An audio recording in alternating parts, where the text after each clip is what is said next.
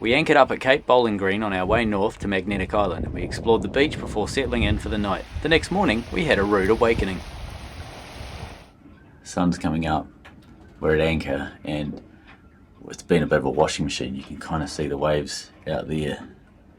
Just we're side onto them at the moment, so the sandbars over that way there, you can kind of just make out the trees. The land is basically the main land is over that direction there. Where we're heading today is sort of over in that direction and over there. But the wind came up, that's our anchor path.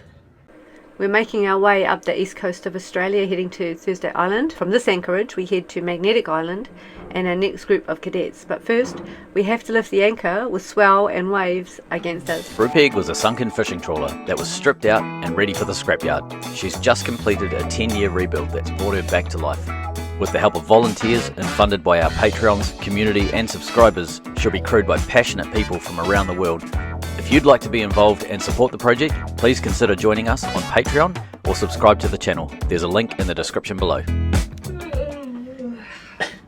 Jess has been doing night shift. we both got up at a bit, well, when I say we got up, we both kind of got chucked out of bed at about 4 o'clock in the morning. So we just thought, there's no point going back to sleep, so Jess has just been camped up here. Just keep your eye on things. But yeah, we'll head off soon. We're going to wait, have a slow start today because the tide is moving. When it goes out, it's moving with us from the south to the north, so it's pushing us. So it's quite nice to have it behind. That was going to be 9 a.m. 9 a.m, but we're just going to go early, it'll be fine. The forecast says that it's just a bit windy around this cape and this area, but further north it should be fine. So we've only got 4 hours today, and then we're at Magnetic Island. So, Townsville, unbelievable. The last sort of stop for us, the last sort of engineering stop for us, really. The last engineering stop we can trust will have the stuff we need. So that's when we're provisioning to go north and into Indonesia. So it's pretty momentous. It's been sort of surprising how easy it's been to come up the coast, isn't it? Yeah, very. So just pacing it with the cadet work and doing things we have to do on the way, and we're already here, so halfway to Thursday Island. Bit of a shot out the back, early morning shot. We went out to the land yesterday, so the gates are open. So it's it might be a bit windy when I come out here. I'll try and show you some of the seas. They've died down a lot actually. It was probably twice that before when the tide was sort of turning.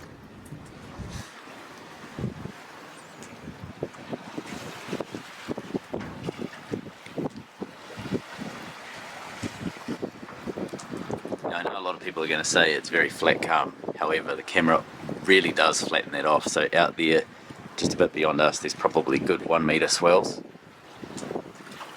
It's tide against wind, so it's sort of short and sharp and just lumpy and disproportionate swell for the amount of wind that we've got. We've probably only got, I would say 15 knots, maybe 20 knots. So coffee o'clock, I thought I'd show you this. A little inclinometer gauge thing. It was swinging between 5 over here and about 3 over here before.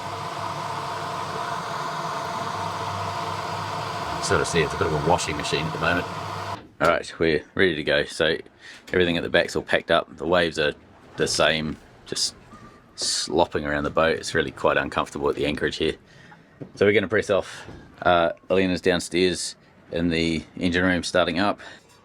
Lifting the anchor at Cape Bowling Green with tide, swell and wind against us turned out to be one of the hardest things we've had to do on Brupeg yet. Come on, John. Take the light off.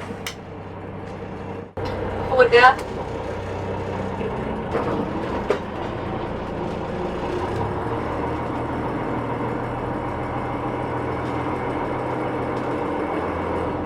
Thank you.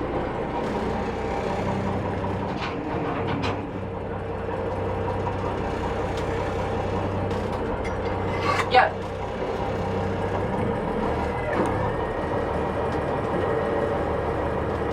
Yeah. One of the challenges is the fact that we have to spin the boat around whilst the waves and the tide are pushing the boat in a completely opposite direction to what we want to go.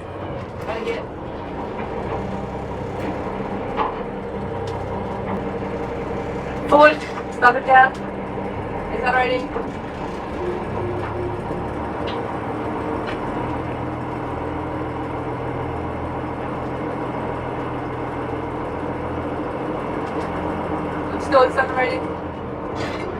Neutral, yep. Reverse, yep. Good.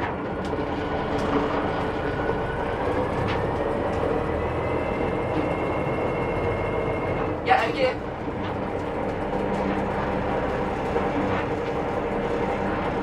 Yeah.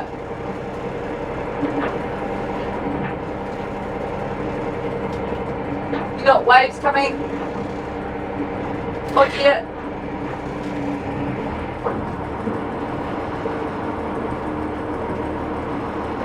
Again.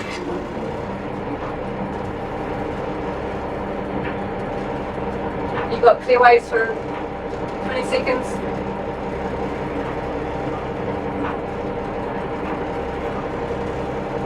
They're just saying it's handy having markers on the chain. He knows how far it's got to go. Feels like we're free, are we? 4.6.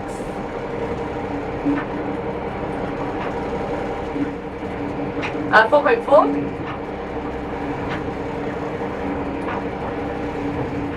Yeah.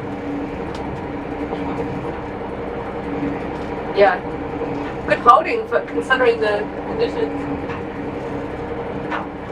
Yeah, we're fine. We're not moving. We're staying still.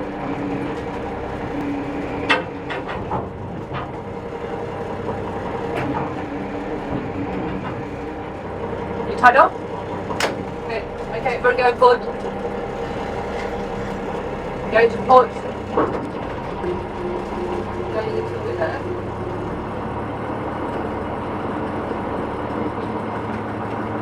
I'll just wait till you're in. Hang on. No, I'm just going to you. Yep, you're in? Yep. Okay. Might be a little bit rocky. I'm just going to shut this window in case we get any sloppy stuff. Yeah, great.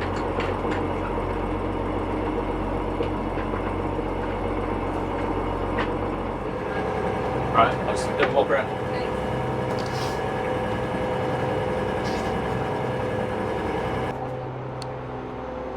So it's quite a nice day, apart from the waves. It's actually, the deck's pretty wet, but it's quite nice. Let's go have a bit of a look. Lovely sun. Cracker sunset. Sloppy down the side of the boat. That is definitely the wet side. So if you're wondering about the passive stabilizers versus other styles like active stabilizers or gyros, all of them work. There's pros and cons for each different type. The passive stabilizers that we have, they don't require any electricity. They're built like a brick shit house. You can run into a wall with them and they'll last that. Active stabilizers are a lot more, you have to be more careful with them. You can't hit stuff with them because it's basically a rudder. So if you hit stuff, you ruin bearings and shafts and things. Hey, just got a big bit of water over the side. Gyro stabilizers and active stabilizers need a generator running or hydraulics or something in order to power them. So there's always an energy loss. With passive stabilizers like ours, we don't need a generator. We can also leave them down at anchor. They're completely silent. And right now the boat is staying very, very flat. You can see this bar behind me and the horizon. The boat's not really moving and we are completely side on to the weather and the tide. So we should, in theory, be rolling around like crazy and the boat's staying really flat. So I'm able to just stand in the middle of the deck without having to hold on to anything, and it's quite comfortable. So up front, we're heading basically out over to Magnetic Island. You can't see it, it's in the distance about 40 miles. The waves are we're away from that corner, so the waves are sort of getting a bit further apart, flattening out a bit, which is nice. Sort of the tide effect, I think, probably is having less of an effect on the waves now.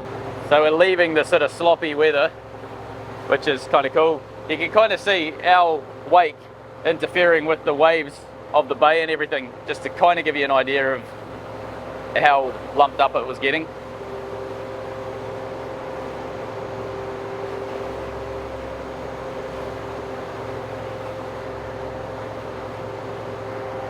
When we arrived, it was really calm, and the cruising book said it's a good anchorage if you're just staying the night. So back over here is where we were sort of parked. They said it's a good anchorage if you're staying the night and you're just going to press on. And it absolutely was, but he did say that it can be a bit rolly and a bit of a washing machine, which it absolutely was. So We also didn't expect the wind to come up. They predicted the wind to sort of be nothing, like 3, 4, 5 knots overnight, 6 knots, something like that. And conservatively, I think we got maybe 15 knots, maybe gusts some more, but it was more the tide just sort of spinning around that corner, I think, that really just threw it. It's all good, press on. We haven't got a long steam today, we've got about 4 hours to go.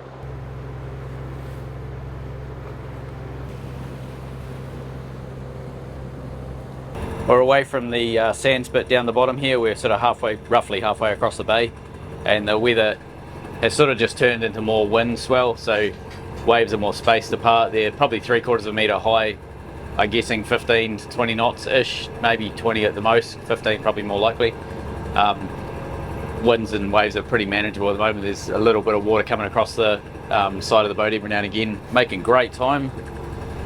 Currently doing 8 knots, just under 1200 revs, 25 litres an hour. We were going to go into Magnetic Island, so if I come in here, we were going to go up into Horseshoe Bay, Magnetic Island, but we want to pull into a marina in Townsville because we've got quite a bit of work we want to do. We've got some hydraulics to resolve what's going on with the old autopilot. We think it's possibly a hydraulic issue with a return not working. So I had a conversation with Daniel Griffith, who's a long-time supporter of the channel and the project, and he's amazing when it comes to like hydraulics and machinery and systems and things like that. When the autopilot switches on, he thinks that it's pressurizing and basically bleeding back into the tank via the steering wheel. So as the autopilot's trying to turn left and right, instead of being able to put that full pressure to the steering rams, it's basically putting some pressure to the steering rams, but most of it is getting dumped basically through a channel that it shouldn't have access to, through the steering wheel basically.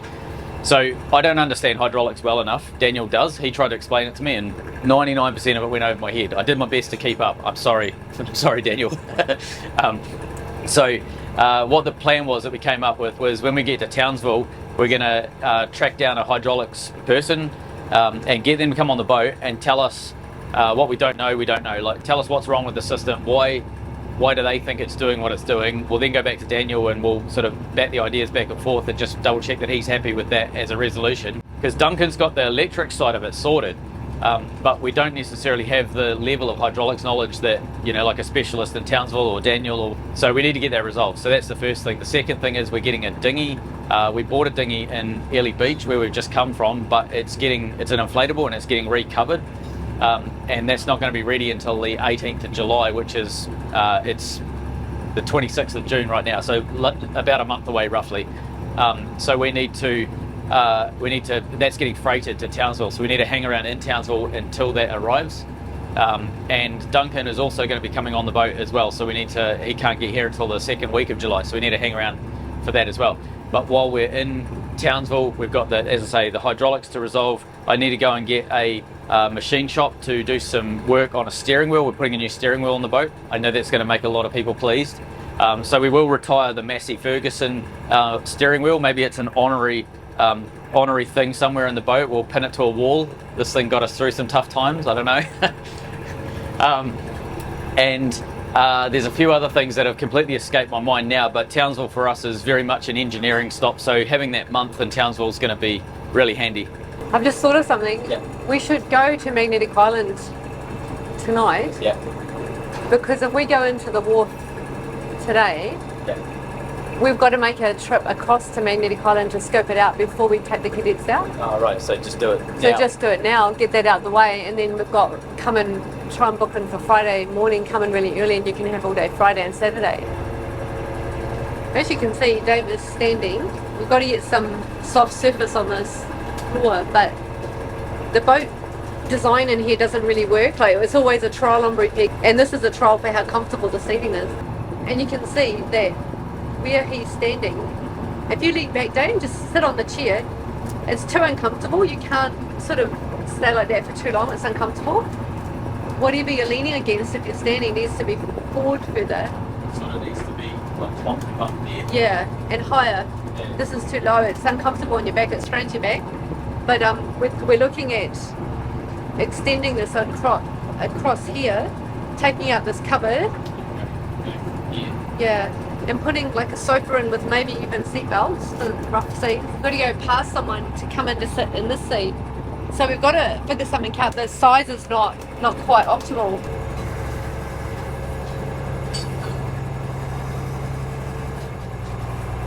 There you go. Doing good.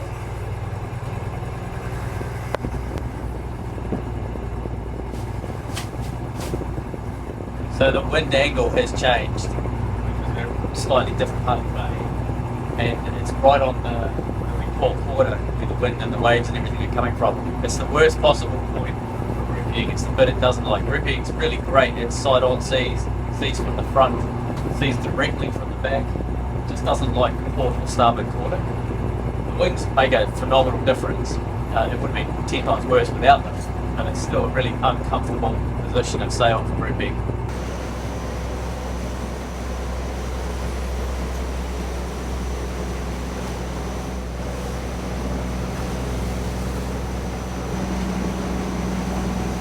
We've gone past the big bay. We're coming past the bay that Townsville is in. Townsville's over here. This is Magnetic Island. That's Magnetic Island in the distance. We've just gone past the Cape. Over the back you can make out the lighthouse.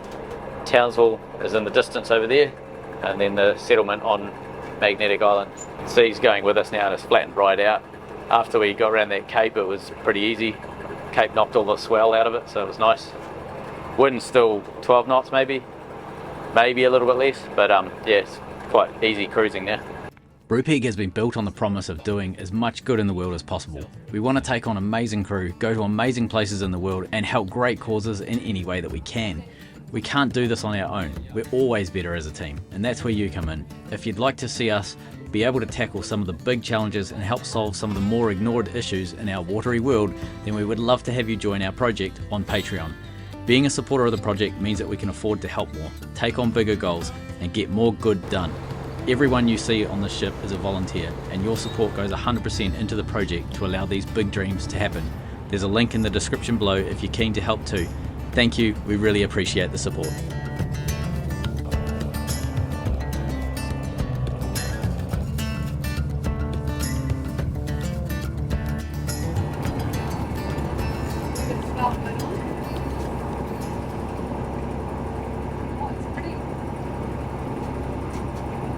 Two trawlers over there with these out dangling right.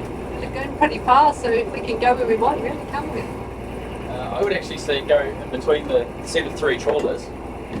You see the 1, 2, 3. Yeah. I'd say go right in the middle, because then you're evenly spaced amongst all of them. I'd go right in the middle of the trawlers. Yeah, are they facing inward? They're all facing in. I'll just throw straight in. Yeah. Do you guys want to get ready for the anchoring? Yeah.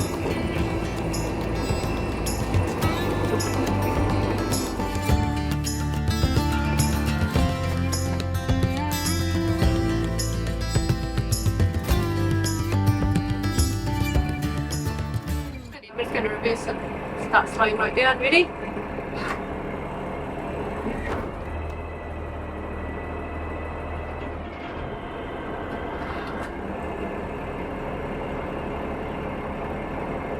One 1.5, 1.3.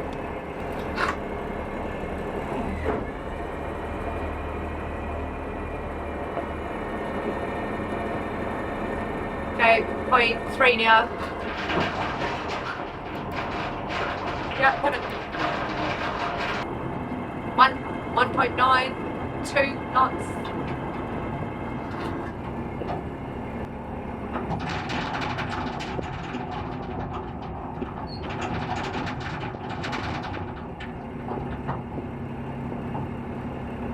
Yeah, it's been in 1.1, 7, yeah, 0.8, 0.6, 5, yeah, 1 sec. I got them.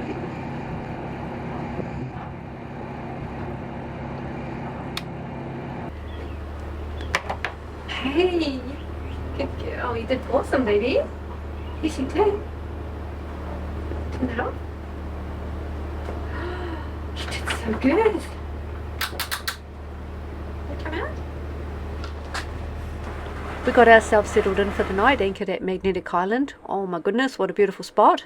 And in true Brupeg style, we got stuck into some boat work the next morning. Being a steel boat, we need to deal with rust. It's a continual thing that we have to just factor in and maintain. So this morning we've set up the needle gun. We did some splicing last night, that's why the ropes are here. The needle gun is now set up, the compressor's up to pressure. We're going to go around and see some of this rust that you can see on this edge here. That's going to be dealt with. So Alena's just going to go and get into that.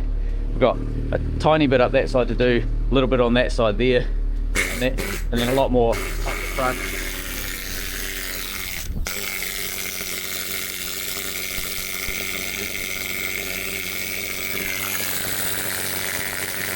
Needle gunning is a really loud thing to do, so it's best to wait until 7 o'clock in the morning at a really idyllic paradise-like bay to do that sort of work.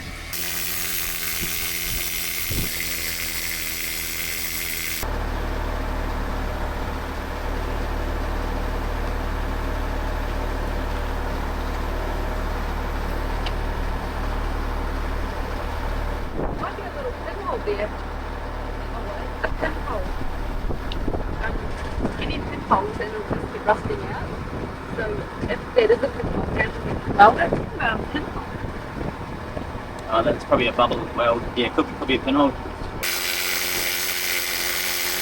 So let's go have a bit of a catch up. Still at Magnetic Island. This is the anchorage where cruisers and so on go. There's a trawler over there, so sort of 4 or 5 trawlers each night seem to come in here. Bow's all been tidied up, ready to go. Springer is on, bow line is on, stern line is to go on. Just need to do. Oh, it's coming up nice. Lena's just gone down to start up. Jess is doing last sort of prep. There we go. Fired up. Right. And engine's coming alive. So today we are just pretty short trip. We're going from this bay at the northern side of Magnetic Island. We're coming around and we are going into a marina in Townsville just over here. And Townsville is going to be, as I said, an engineering stop for us. We've got a lot of stuff to achieve in Townsville, so it's going to be pretty busy while we're at that marina. Got 6.5 metres under that keel. Yeah. So she's undone the safety rope that we have connecting the boat to the chain. Now she's undoing the port bridle or snubber, and she'll drop that in the water, and she's now undoing the starboard bridle, drop that in the water, and then the centre is shackled to the chain, and that'll come up with the chain as it gets winched. Here you can see the snubber is shackled onto the chain, so undoing the shackle that we use to connect it to the chain itself. And then these are the tags. So we have a set of basically zip ties on the chain. So this is 30 metres, so every 5 metres we add another tag. So 6 tags, 6 lots of 5, 30 metres. So now she's pulling the last of the bridle out, and that'll get cleared away. Done. And then it's just winching up. We need to know how much chain we have out, because the amount of chain you have out determines essentially how well you're going to be able to anchor. So what that means is if it's 10 metres of water, you want to have a minimum of 30 metres of chain and a maximum of 90 metres of chain. Boat's going around that way. So puff to port. So because the chain's going off to an angle, Jess is putting it in forward. That's enough. Yep, out of gear. Yep, you're right now. Do you want me to try the straight? Oh, yeah, let it out and then pull it back in, and that'll fix that. Sometimes our chain pops out of our anchor roller and goes off to the side if there's a long, like a big sort of angle going on with the chain. We don't have vertical rollers, and the way we solve that is just let it out sort of a foot and it flocks back into the roller, and then we can start pulling it back up again. So here we can see 25 metres. We've got 5 tags, 5 lots of 5. And you can see the chain starting to pop out. So we need to do another puff. It's going well over this side. So another puff. Actually put it in reverse. That's it. And out of gear. Out of gear. Out of gear. So then just ease it out a bit. Yep. A little bit more. What's it doing? Still doing the funny thing. Can you take steering and go hard to port? Yep. Okay. And now stop, out of gear. Out of gear. Hard to port and in forward. Hard to port. Yeah. Okay, can we have winch again? Yeah. Ah, perfect. Winch. Yeah, winch it now. Okay, just out of gear. Yeah, it's out of gear. So 25 metres coming up. The anchor's probably located sort of out this direction. So when we're pulling it up, what we're watching for is basically direction. So you can see the chain is sort of quite far over to the side, to the starboard side at the moment. And the winch has got a fair amount of grunt. It'll just keep pulling and pulling. And sometimes we need to correct the boat with thrust and using the rudder, but at the moment it's still doable with what we've got with the grunt from the anchor winch. 15 coming out of the water. What's our water depth? 1 sec, yep, 6.3. 8.3 metres, okay. So we've got 2, 3, we've got 15 metres coming out of the water, so we're still, anchor still in.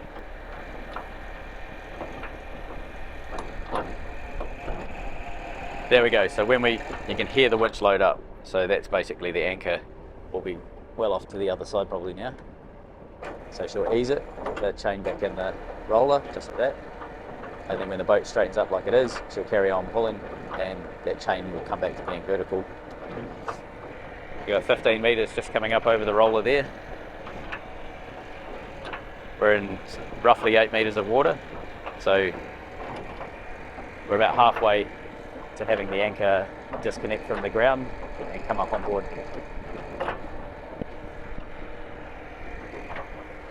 If you've never seen how a chain gypsy works, you can see how it kind of links into each link of the chain and pulls on it. And then underneath, we've got this piece of stainless here which acts like a blade, and it peels the chain out of the chain gypsy and dumps it down into this, which is called the hawser. And then underneath we've got a big bucket that collects all of the anchor chain. Oh, it must be getting very close. We've got 10 metres coming up to the roller now. We're right on the limit of what the winch will pull. Doing good. Okay, I'll just give that a break and just let the boat weight kind of peel the anchor out. So we're starting to drive over top of the anchor a little bit. You can see the chains coming back towards the boat. So now that the boat's moved a wee bit, we can carry on. Oh. Maybe not. What's going on? Let's lock it up a bit tighter, and we might get Jess to drive over the anchor and disconnect it. We think the anchor's probably dug in a bit, so she's tightening up the brake a bit more. Okay, yep, ready to go, Jess. Just put it in forward and just give it a burst. So what Jess is doing now, she'll put it in forward gear, and then she'll basically just drive over top of the anchor, and essentially what that does, yeah, you see that big movement, that's the anchor probably flipping over onto its back. Okay, throw it in reverse. Just take the speed off basically. Yeah. Okay, yeah, you can probably pull that now. 10 metres coming over the bow roller right now. So a couple of metres down to the water, so there's about 8 metres of chain. We're in about 8 metres of water, so that anchor will be pretty much leaving the bottom now, and you'll start to see the chain swing a little bit. Yeah, that chain's vertical and it's staying vertical, so you can be fairly sure that the anchor is out of the ground at this point. And the winch is making a consistent sound, it's not like loading up, so therefore you know it's pretty much just lifting the weight of the anchor.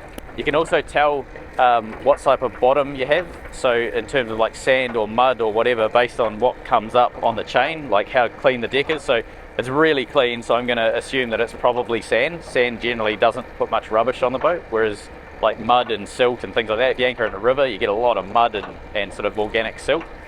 It's really quite sticky. Great holding. Sand and mud are both really good for holding, but sand's just a lot easier to deal with on the boat. We were pointing over that direction, and now we're sort of drifting basically out to sea essentially, and that's because the anchor is no longer connected to the ground.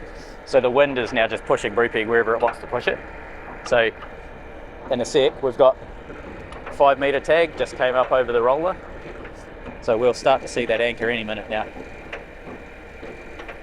One of the challenges we have with Brupeg is because we have a very small hydraulic system on Brupeg, we have a solenoid that switches between the hydraulic pressure going to the steering or going to the anchor winch, but we can't have both. So there's a switch up on the dash that Jess has control of that we basically have to request permission for hydraulics up here, or she needs it for steering. So when she's doing that, we don't have an anchor winch. That's not normal, but it's also something that we live with at the moment. So you can see the anchor's coming up. So the anchor's at the surface. You can drive now, Jess.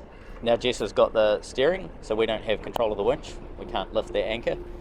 But what we're going to do now is just drive forward and clean off the mud.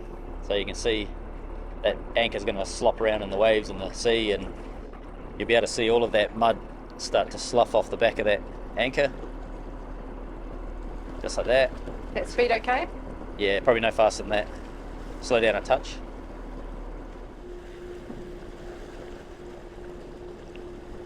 That's pretty good. It came up pretty clean. There's not a huge amount of mud on it, so that's good. We'll pull that up. Can we have winch? Yep. Going into neutral, winch on. Yep. Okay, it's yours. So as we bring that anchor up, the only thing we have to watch for now is making sure that it comes up the right way around. So when we're washing it, it does like to sit backwards to the way it needs to be in the roller. So we just have to manage that coming up the right way. So as we get it to the roller here, it's going to come up backwards. We've got a long boat hook here, and then she will try and spin the anchor around.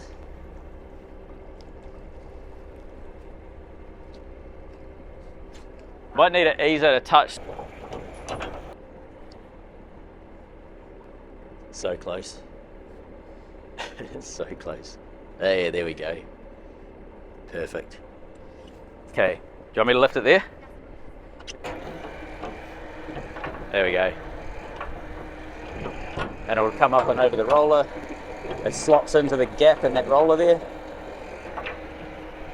And then as it comes up, when the sound changes, she'll stop it.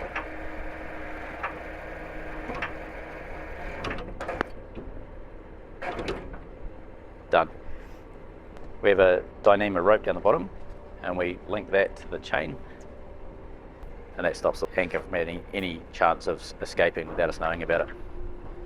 We don't need it. We've got this brake. It's not going to let go, but if it does, that's going to stop it. Captain's gassing it out of the harbour.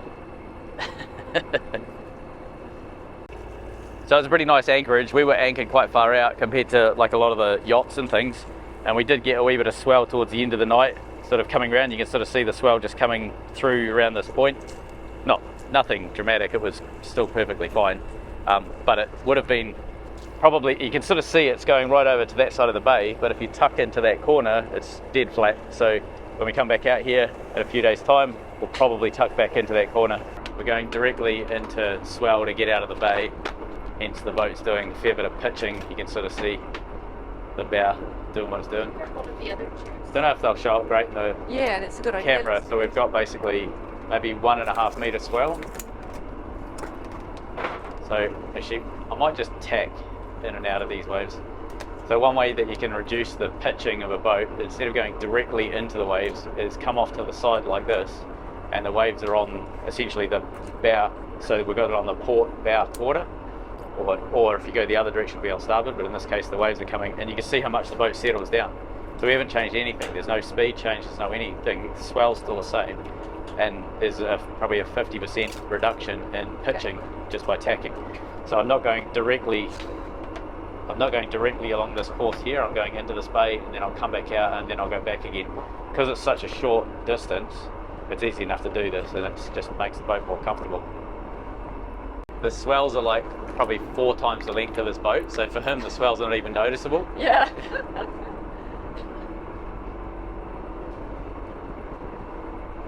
Just a big one. Yeah. That's it. Coming off it now. Okay.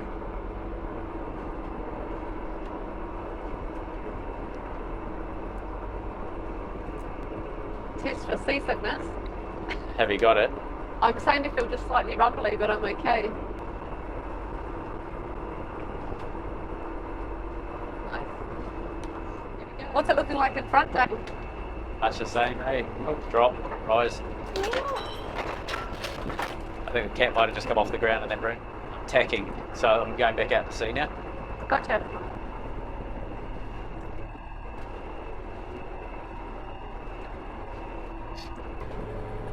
So we tacked upwind to basically get the swell on an angle that's suitable for comfort, we're almost heading into them in this direction, and now you can see we've come around the corner, we've got a bit more starboard in our course.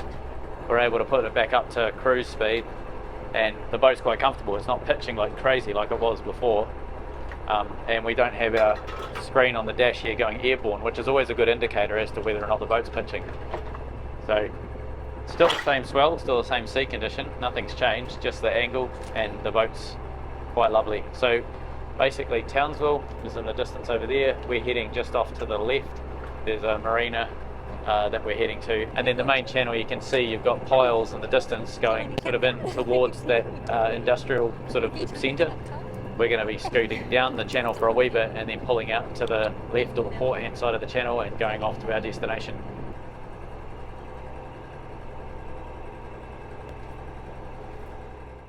While I hold Brupeg steady, Alena and Damien lift the stabilisers so we can come alongside at Rosshaven Marina Wharf. This is an unknown body of water to us, and locals had warned us that the sand in the entrance had shifted recently. Others had hit ground and we could. We did. But with a little throttle, we moved off the shadow area easily. So, tying up mode. Jess, Alena, myself, we got the boat into Rosshaven Marine. So we have this dock for the next week or so, which is kind of cool. It's our own dock, which is good to load cadets and do work and things like that. And it's a very commercial sort of looking port. So we've got fishing boats over there, government research boats, a whole bunch of like tugs and barges, and then more tugs and barges and a military boat over the back. So yeah, it's good. I think we'll be able to do a bit of work on the boat here, which will be nice. Up on the rear roof on Brupeg, we've kind of got our metal storage area, which is a bit chaotic, and we've been wanting to deal with it for a long time. Today is that day. So we used to have a little white fiberglass dinghy here that was proved to be way too small for what we need. So we actually gave that away to a long time sort of viewer, supporter, friend of ours. He's doing up a boat and he could use a dinghy. This is Jess's kayak. Awesome little thing, very light, very stable, like surprisingly stable for how big it is. We're going to keep that, but we're going to tuck it off to one side. We've got the laser mast and things like that, and a few other bits of stainless and various other things. So all of that needs to be thoroughly cleaned up today. So the plan is basically to pull it all out, give it a good clean. It's not super dirty, but give it a clean behind there and everything, and then we're going to stack it in a like logical pattern. Hopefully we'll get most of it up into the racks just under the roof, and then there'll be not a lot on the deck, which will be quite nice.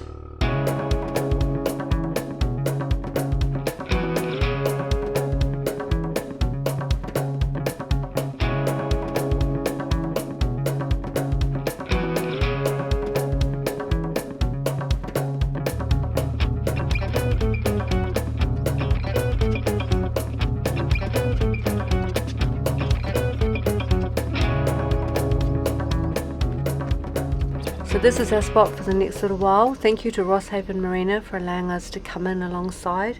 We're looking forward to working with the Navy Cadets. We're preparing for 6 groups over 3 days. Just in case you're wondering, Baby is adjusting well to life on a boat. See you next week.